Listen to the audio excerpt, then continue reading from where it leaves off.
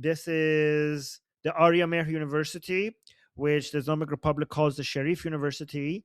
So this is a big deal because they're doing this in daylight in the university. Wall cameras are being recorded just around 40 days after the greatest massacre in our history, for basically doing exactly that. The level of bravery this takes to just come out and basically come out into universities and hold the lion and sun flag, as if this is a free country, as if there's no consequences for this in Iran.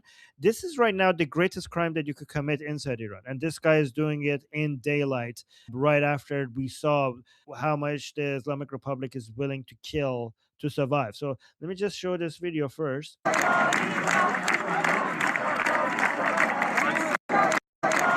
So let me go through some other videos. Do you guys want me to go through some of these videos with you guys here? Yeah, of Yeah. course. All right. So then, yeah, okay.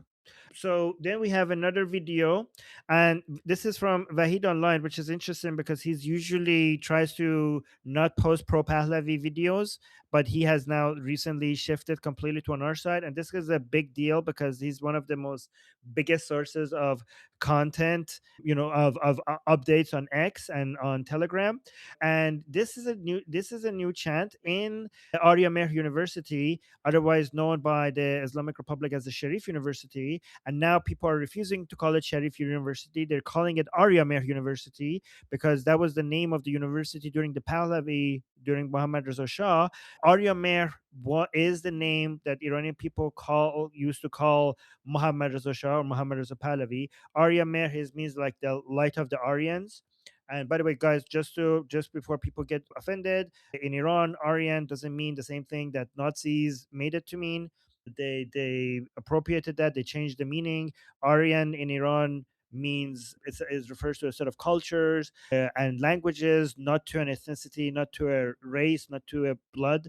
And Iran means the land of Aryans, right? But the chant here is Sharif dige basteshe Arya Mehr esmeshe, which means Sharif is enough. Is enough. It's enough to call it. We're not going to call it Sharif anymore. We're going to call the name is Aria Me.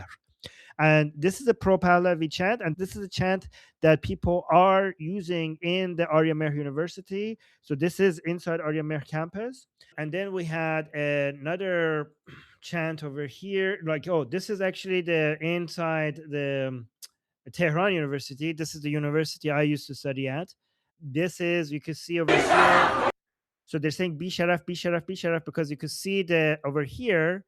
If you notice, this is the anti-riot police. They showed up the university and Tehran University, which, by the way, shows that this is escalating really fast because this is not the normal police. You can see they have riot gear and batons. So that means that this is escalating. And apparently, this is right when they hit somebody with a baton. And that's why the students are chanting Bi Sharaf, which means dishonorable. And then you can see they carry the person that was hit in the head with the baton or something. They're carrying him out. Means help him, help him.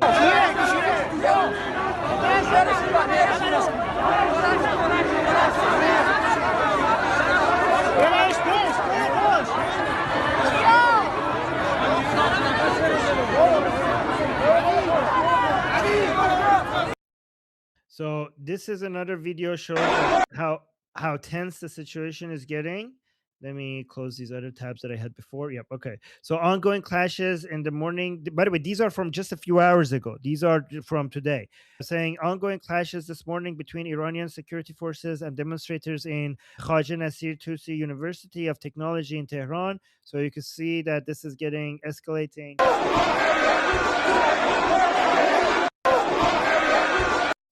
And I have another video that shows how tense and violent the situation is getting. So in this video in the campus, you can see on this side, you have the basijis with the Islamic Republic flag.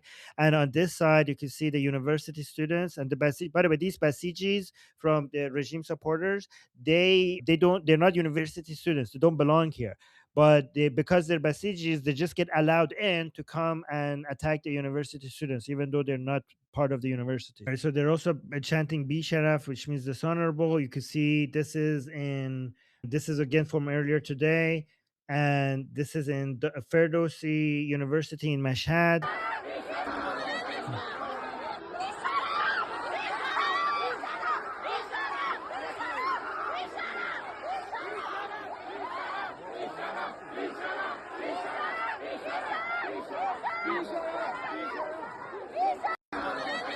So every time they chant "Be Sharaf," it's probably after one of the government forces just attack somebody. That's when they start chanting "Be Sharaf," which is dishonorable.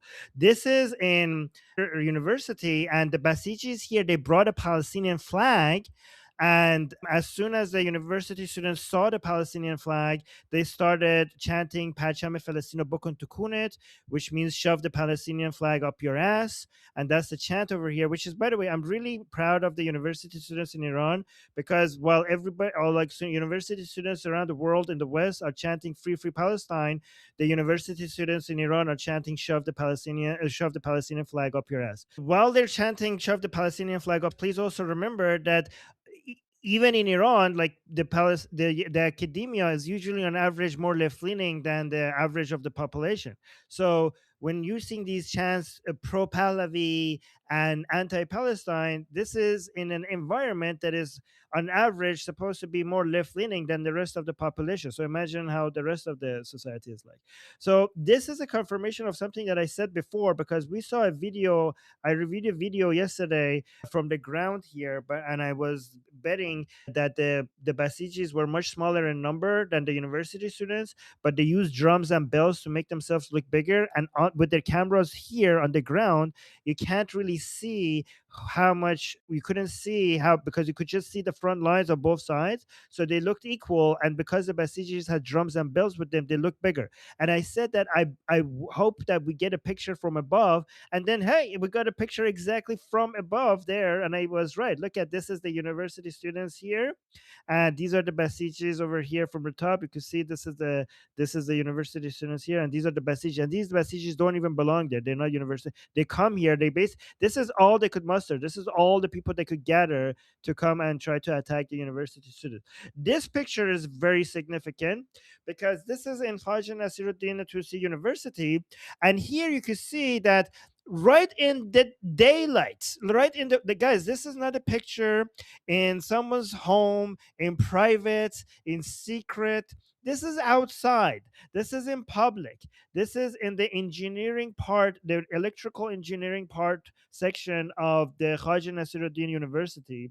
And they just laid the university table, just what in daylight, laid the table over there with the lion and sun flag and the pictures of our fallen, of the Javidnams of our falling during the revolution.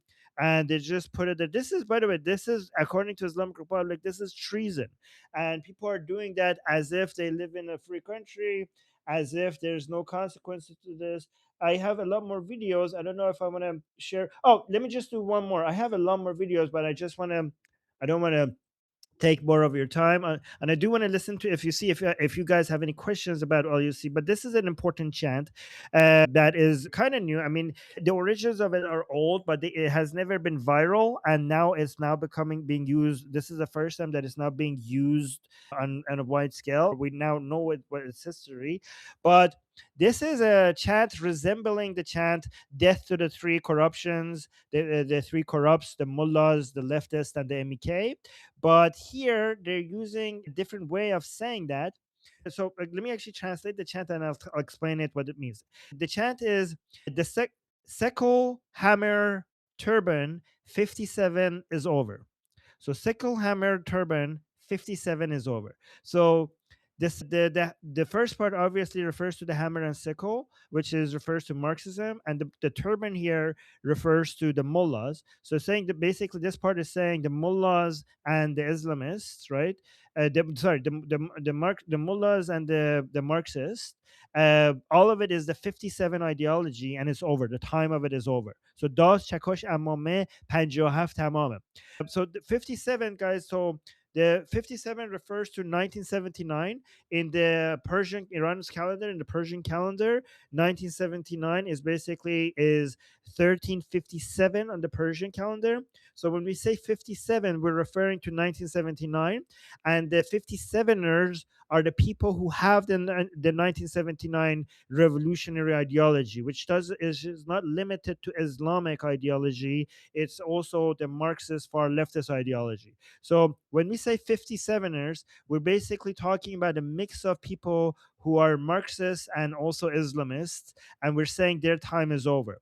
So you can see that this revolution is not just against Islamism, it's also against Marxism and communism. And basically, this chant is referring to the fact that their era is over. So both the turbans and the hammer and sickle, which we categorize all of them as the 57ers, their time is up. So listen, this is a very important chant to understand.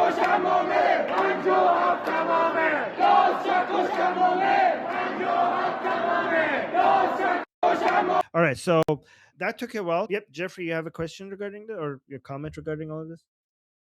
I was just going to comment on the story that I put. Witkoff warns that this is Witkoff because you were Oh, talking about the significance of Witkoff's statements vis-a-vis where so he let's said, okay. So let's go to that because I want to do a whole Witkov segment after this. "Look, So I want all of that to be back to back next to each other. So let's go to that. But I just want to see, like, with regards to the current university protests in Iran, if anybody wants to mention anything about this or a question or comment. Yeah. Okay. Yeah. oh, three quick points if you can answer them. One, are we sure that this has been verified as being and this is not to Yep. to Yeah. Of course. dismiss the bravery of Iranian protesters. I meant what I said to Samantha, right? The same ocean of blood that separates the mullah regime from Iranian people is the same ocean that brought you back to us. So that being said, this is an operational question. Has it been verified that it's organic and not controlled opposition? Has it been verified that it's not strategic restraint on the behalf of the Mullah regime in the hopes they could deter a U.S. strike, which is not going to happen? And most importantly, is there verification given that there is a strike is imminent? Is it is the Mullah regime allowing these protests to happen in Tehran, given the co-location between those universities and other IRGC and basij headquarters and other centers of gravity as a means to try and use them as an unwitting human shield against said strike? And if they are, do you at least are you at least amplifying within your network to tell the brave Iranian protesters to stay away from those potential targets? So yeah, it's very, very organic. One of the main reasons why even people who don't like Princess of Pahlavi are now on Princess of Pahlavi's side is because of the understanding that that's the only thing that cannot be used by the Islamic Republic. That is, Princess of Pahlavi is not just our leader; it's also a shield against everything we hate and yeah, and every form of infiltration. It cannot be misused, right? So when it's pro Pahlavi, I mean, the thing is that Pahlavi just means that everything that the Islamic Republic stands for, Pahlavi is against. So for the Islamic Republic to use some sort of false source of opposition, it needs to maintain some of its elements while trying to reform on some other things, right? But it knows that it cannot do that with Pahlavi ever, because Pahlavi is basically takes the Islamic Republic and removes it from its roots. And that understanding is the reason why the Islamic Republic tries to come up with any form of opposition leader that is not Pahlavi, going as far as even chanting Zan Zindagi Azadi, woman life freedom, from the Islamic Republic. They are because they're willing to sell everything and do anything and change anything to survive as long as it's not Pahlavi. So if it's Pahlavi, it's not any version of the Islamic Republic, right? Go on. Yeah. It's not that I think that it's false. I'm saying, do we know that the Mullah regime is? I don't want the Mullah regime Yeah. to do to these brave Iranian protesters what they were doing during the Right. previous protests when they had people pretend to be protesters and lead them into ambushes. That's what I meant. Not that I believe that the Yeah. Iranians don't No, support I'm Pahlavi. I just don't want them to become targets. Right, right, yeah. So, okay, so that's a two separate things. Yeah, okay. So I understand. I'm just saying that I'm not just saying that for your sake. I'm just saying it for everyone's sake, right?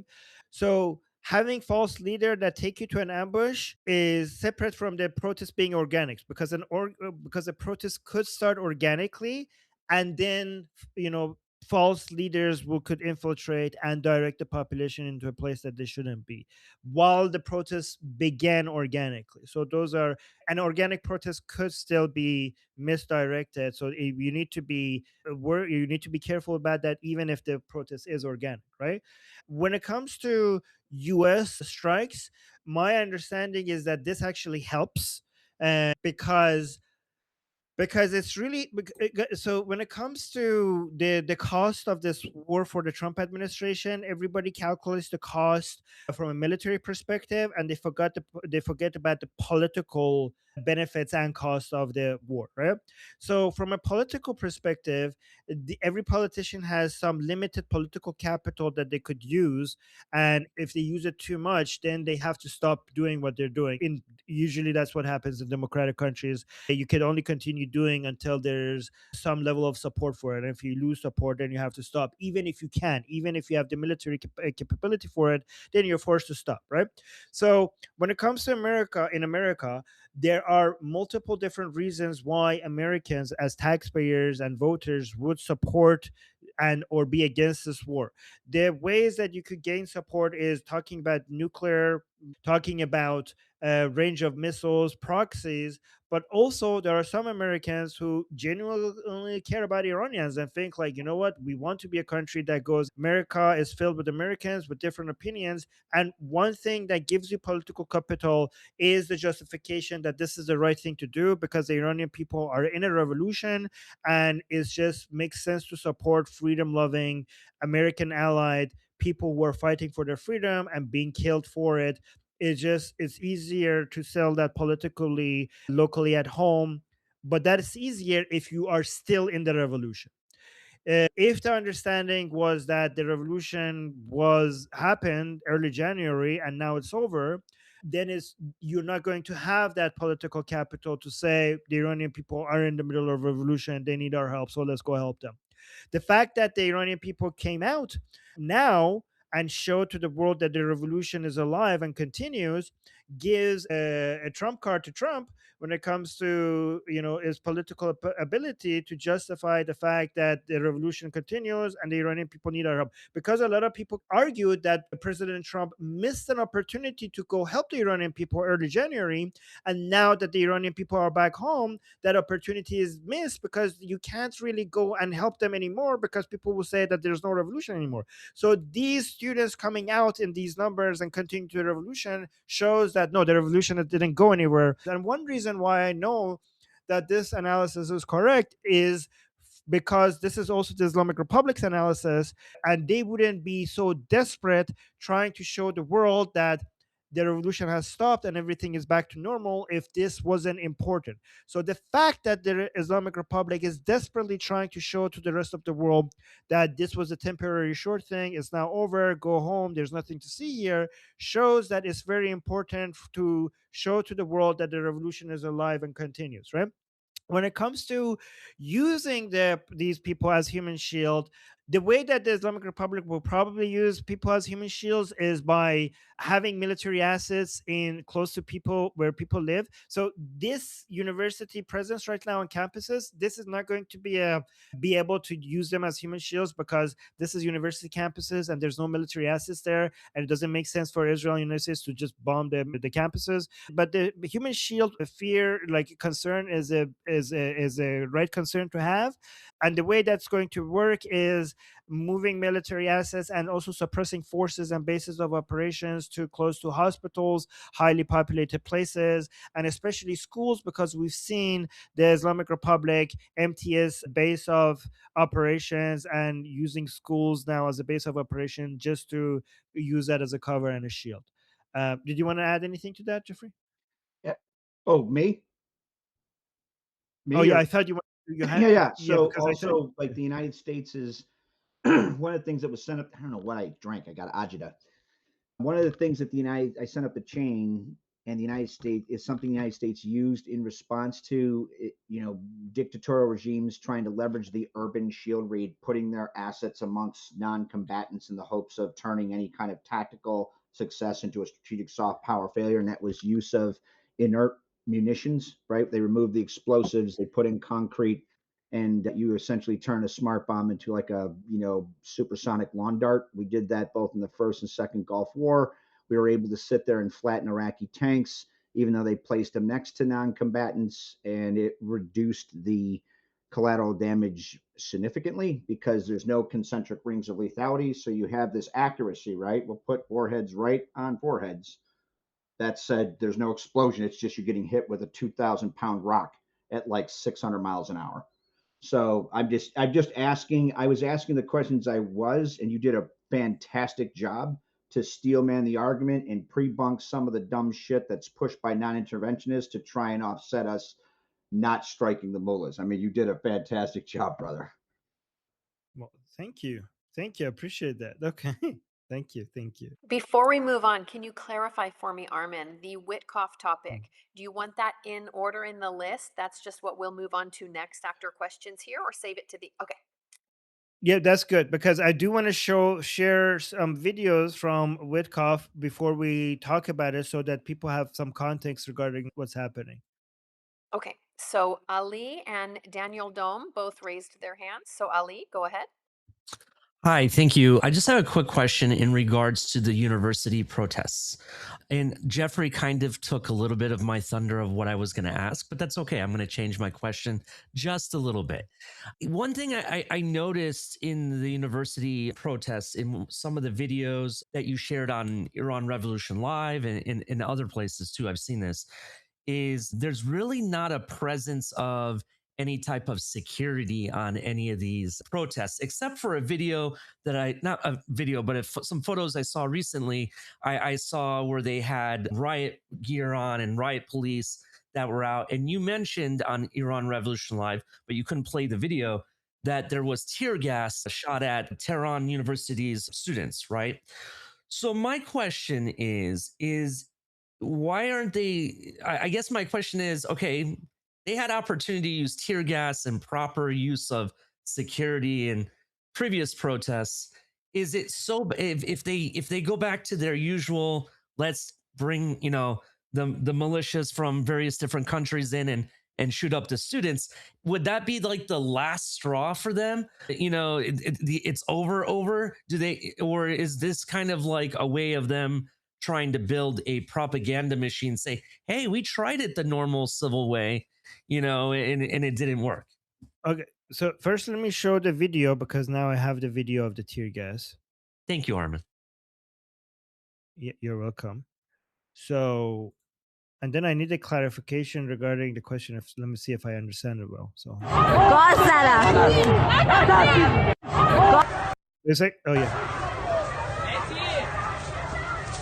So that's the tear gas that they use. So is your question is that why don't they just come out and just shoot everybody? Is that your question? Like why do they use tear gas at first? Like why don't Let me oh, just clarify just a little bit. I'm sorry, Armin. I apologize. The reason I'm why are you asking, apologizing? I'm just because there's some confusion.